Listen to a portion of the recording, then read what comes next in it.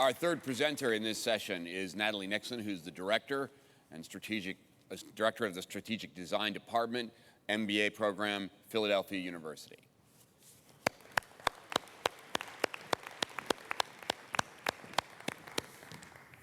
morning, everybody. Oh, good morning, everybody. Can you hear me now? Good morning. We're having a mic problem. Good morning, everybody. Let me see if your transmitter is on over here. No? Looks like it. Good morning. Looks like it. Well, we may have to, maybe we get the handheld out here. There we go. Thank you. Good morning, everybody. See, we solved that problem. Awesome. Thank you. Well, thank you to Nadine and Sonia for your affirming a lot of what I would like to share today. A lot of what is going on in the healthcare industry right now in conversations reminds me a lot of the parable that comes from India of the blind men and the elephant. And depending on which part of the elephant the blind man was touching, they described this creature very differently. So if they were touching the tail, they said, oh, this is a creature that's a lot like a rope. Or if they were touching the elephant's legs, they would say, oh, this is a creature that's very strong and tall and solid, like a pillar. Or if they were touching the elephant's soft ears, they would say, this is much more like a fan. And of course, what happens in the parable is that a seeing person, it reveals them this is all one creature. And what's really started to happen, and what we have acknowledged over the past 3 days, is that we've been having very fragmented conversations and fragmented approaches. And so I would like to propose a new lens that might help us to weave together this currently fragmented story and narrative, as Nadine and Sonia have pointed out. Really, what I'd like to suggest is that very new mindsets are required, and mindsets that are comfortable with this type of ambiguity, with this type of murkiness, which in fact is most of our reality. Most of us do not work and operate in organizations and go through days that are full of nice, neat boxes and arrows. And this, in fact, is the type of mindset that I, in my faculty and at Philadelphia University, try very hard to do in the Strategic Design MBA program. So this is an image that's very common when we talk about design thinking. The Strategic Design MBA program is not an MBA program for designers. We actually have quite a few people from the healthcare industry who are members of this program, but we use design thinking and systems thinking to get to the heart of the intersection of creativity and strategy. And what I have come to embrace is complexity. And complexity explained in the following way. I came across in my doctoral research of a really wonderful framework called chaotic systems thinking. And a chaord is a word that a gentleman named D. Hock made up, and I'll talk about him momentarily. But a chaord is this integration between chaos and order. And chaos is not anarchy. Chaos is randomness. And order is not control. Order is structure. And the chaord is that interstice. It's that in-between part that's very comfortable with the randomness and the structure that we need to embrace. So this is a picture of D. Hock. D was the founder of Visa International. So that's right, the credit cards that you have in your wallet. And D was actually a big naturalist, and he was tasked with the job of creating this global virtual electronic exchange of value and currency around the world. And he was taking a walk through the woods one day, and he thought, man, we're always trying to make our human organizations these hierarchical and linear structures. We're all around us in nature. There's self-organizing, there's emergence. What if I try to develop, as in this model of Visa, this global self-organizing system that would consist of over 20,000 banks in over 200 countries and serving 1 billion customers. So initially, the concept of Visa was to be a cooperative. What's really cool when you begin to understand chaotic systems is that you begin to see them everywhere. So the self-organizing systems that we see in trees Our hands are examples of holonic systems. And a holon is both a part and a whole. So the hand consists of both the palm and the fingers, and it cannot exist independent of the other.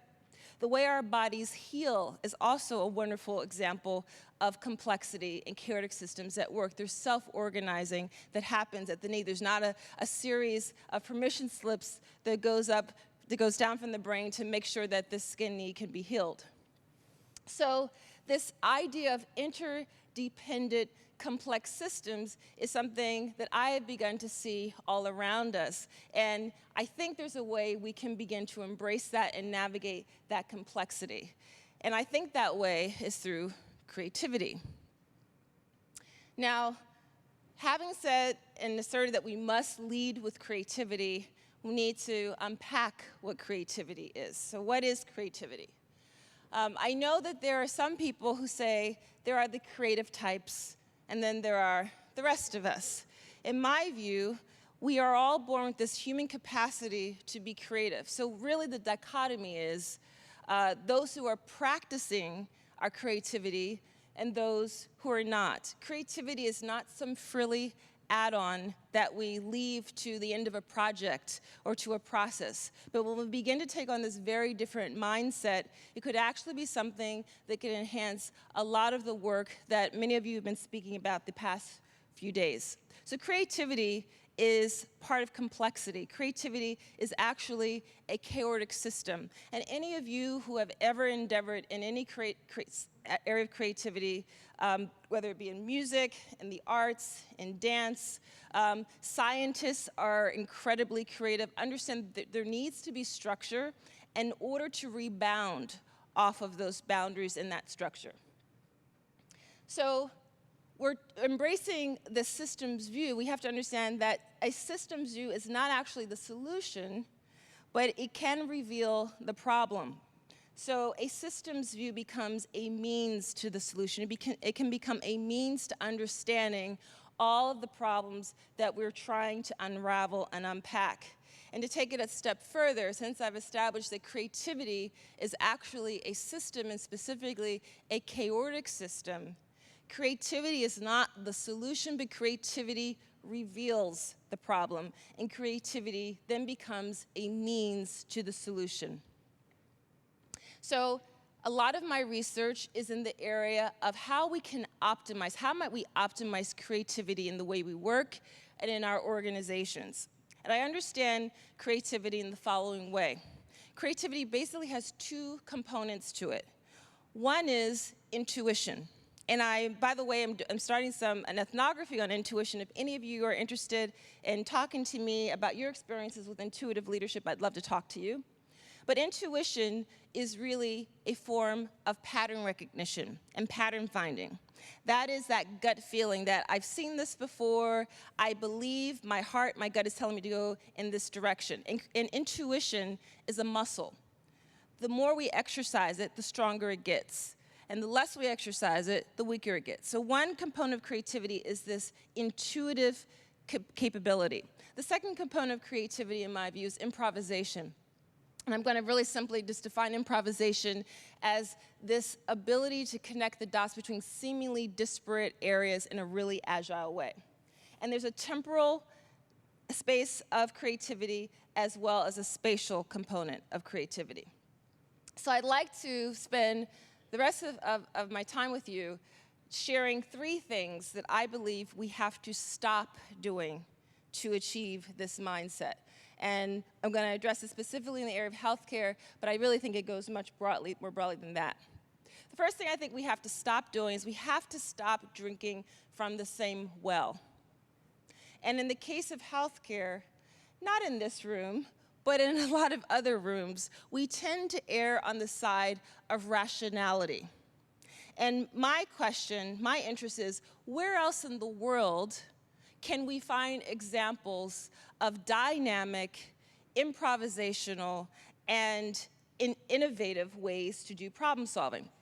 So I'm going to look at the field of dance. My mother, thank goodness, when I was 4 years old, first put me in a dance class because she observed I was really clumsy and she was kind of concerned. I was always bumping into things and tripping over myself, and she thought, this child needs a sense of spatial relationship. So she put me in a dance class, and thank goodness, because dance gave me the ability to take correction and instruction. It taught me how to show up over and over, which is the audition process. And it also gave me an extreme capability for discipline, both physical and mental discipline, combined with an attunement to my emotional self and my spirit. All of those things have to be integrated in dance. This is a picture of Twyla Tharp. Twyla Tharp is one of my favorite modern dances, and Twyla is known for having said this statement: before you can think out of the box, you have to start with the box. And she absolutely has defined the chaotic structure and nature of creativity. Creativity is not doing whatever you feel like. Creativity requires rules and boundaries, and dancers are very attuned to that. So as a former studier of dance, I won't say I was a dancer, I performed, but I didn't make my living as a dancer. But as a devotee of the art form, and a former practitioner of dance, I've become really interested in my work in creativity now of the role of the choreographer. Because I realized that it just came upon me one day that the choreographer is a dynamic systems thinker. And Wayne McGregor is an English dancer choreographer, and he describes choreography as thinking in action, a collaborative process of physical thinking. This is a group called Choreographic Figures, and they're collaborative of dancers, artists, and writers, and they understand that choreography requires this integration of thinking, feeling, and knowing. And this is an image of Judith Jamison at rehearsal with dancers from the Alvin Ailey Dance Theater Company, and they have to have the ability to move from this type of a space to this space, and this is a performance of Revelation. So what I understand the choreographer to be incredibly good at is they're incredibly attuned to pattern finding. They're very good at the ability to both scale and scope, the system's view of zooming in and zooming out.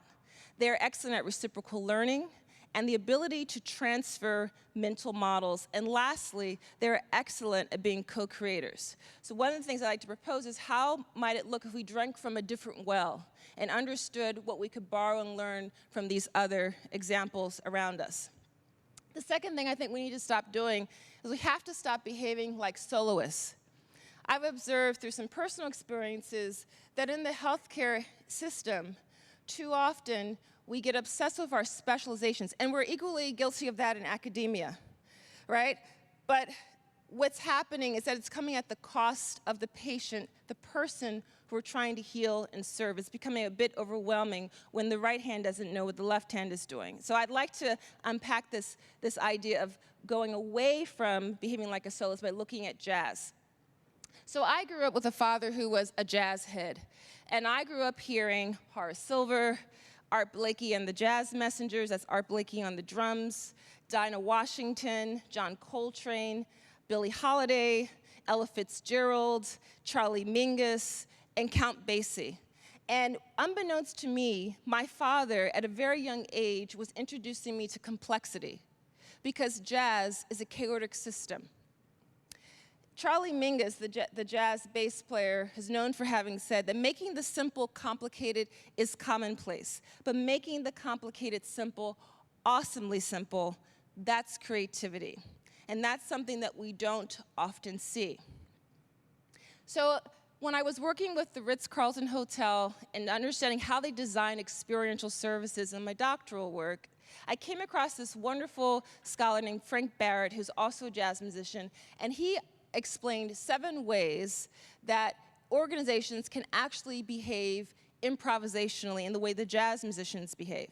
And I'd like to go through those really quickly. The first is, in jazz, there's this idea of provoking competence. So if you've ever seen a jazz performance, there will be a moment when the saxophone player will play a riff and the bass player will respond. And there's this back and forth provoking of the competence in one another. So what does that look like in our organizations, in our work? Well, one of the ways it can, oh, I just lost my example. I'll have to go back to that. But this idea of highlighting what is excellent in the other is something we saw in Google, I just remembered. So Google at one time had something called 20% time, where they would let 1 day out of every 5 days people to be able to tinker and play with, and explore whatever they wanted to explore. And out of that, Gmail was born. Google no longer does this, but this idea of devoting time and space to allow people to provoke their competence was really valuable. The second thing that we see in jazz is that there really aren't errors. If you make a wrong turn, play a wrong note, you build on that. So this idea of embracing errors is really important, and the Ritz-Carlton Hotel actually has an entire system designed to actually incentivize its staff to share breakdowns and mistakes and revisions, and gets people to chime in on how to solve those problems. Minimal structures is really important in jazz. There's a beginning, a middle, and an end. There's a key that you play in. And what can happen in between there can be really powerful. So what does this look like in our organizations? Well, those organizations that allow for prototyping and the launch of half-baked ideas and seeing what happens. So wherever we see pop-up shops, that's a great example of minimal structures. Distributed tasks, which happens in jazz, is this idea of doing your work in an unexpected way. Amtrak launched 2 years ago a writer's residency, where they invited writers to apply to be able to ride rails along the Pacific Northwest, along the Atlantic Seaboard area, to get their work done. And they were flooded with over 30,000 applications. Retrospective sensemaking. In jazz music, there's this ability to tap into the past to renew the present. And fashion is excellent at retrospective sense-making, this ability to build on what's come before and not completely disregard it. The sixth element in Barrett's 7 is this idea of hanging out. Jazz musicians are excellent at developing communities of practice and the hallway moments. So an example from outside of jazz is when Pixar first designed their not-so-new building anymore, they deliberately made sure that the water coolers and the bathrooms were placed in spaces where if I worked on the 4th floor, I had to walk all the way down and around different other areas and past people with whom I might have some happy accidents, start up really interesting conversations, and begin to hang out in my workday. And the 7th principle is this idea of both soloing and supporting. And that on the earlier slide, when I showed a picture of Art Blakey and the Jazz Messengers, Art Blakey was a drummer, receded in the background. Yet he was able to both have that servant leadership of sometimes being in the background and allow his other fellow musicians to shine. So these are the elements of jazz improvisation that I encourage us to try to replicate in our human organizations. Jazz is a chaotic system. The third thing that I'll end with today that we really need to stop doing, in my view, is stop assuming we've defined data correctly. And we've talked a lot and we've heard a lot about ways to reframe the question. So one way I like to reframe that question is as follows. I think we need to ask, what is data? And I came to this question in a very personal moment almost 3 years ago. My father, the same awesome guy who introduced me to complexity through jazz music, was very sick. He was dying. Stage 4 non-Hodgkin's lymphoma, cancer. And as often happens in our experiences as loved ones of someone who's going through a horrible illness, the nurses are with whom we can really connect and seem to have all the up-to-date information. So I had visited my father, was in his room, had stepped outside a bit, talked to the nurse, was kind of daydreaming out the window. I heard some footsteps behind me. I looked behind me, and he looked to be a physician, he had a white coat, he looked really important, he was walking briskly down the hallway, and I overheard him having a conversation with the nurse. And she didn't know all the answers to his questions. And I realized I had some insight based on hanging around my father for the past few days and talking to different nurses. So I approached them and I said, "Excuse me, I heard you talking about Mr. Weathers. That's my dad. I'm Natalie." He said, "Yes." And I was a little put off. I said, "Well, I think maybe I know one of the answers to your questions." He said, what do you mean? And you know, my father had some renal complications. He was a renal specialist. And I began to chime in where I thought I could fill in the blanks for him. And he interrupted me and he said, "I'm going to get all the data tomorrow morning. Everything is going to come out in the spreadsheets." And I kind of physically stood back, and I was, if any of you have been in this situation, you're a bit emotional. I felt a certain way to his response. And I said, "Okay." I said, "But I think what I have to share is data as well. I think my stories, the conversations that I've been having with my father, with my mother, with my sister, with nurses, with the other specialists, could be helpful. And he kind of softened, and he said, okay, what did you want to tell me? And that was a really pivotal moment for me because this is, forgive my sentimentality, this is a picture of me and my father many, many years ago. My birthday was on Wednesday, and next month will be 3 years since he passed away. But I really believe that if we begin to reframe the question about what is data, and understand that data can include conversations, the data can include understanding, reframing with the role of the patient as patient experts, and understanding all of the stakeholders in this healing experience, it could be incredibly powerful. And as a qualitative researcher, I absolutely land on that side of understanding where data can come from. So to summarize, I hope that we begin to drink from new wells. I hope that we begin to behave more like jazz musicians. And I really hope that we will reframe the question and begin to embrace the complexity, the ambiguity, the murkiness that comes at the interstices of a chaotic system. Thank you.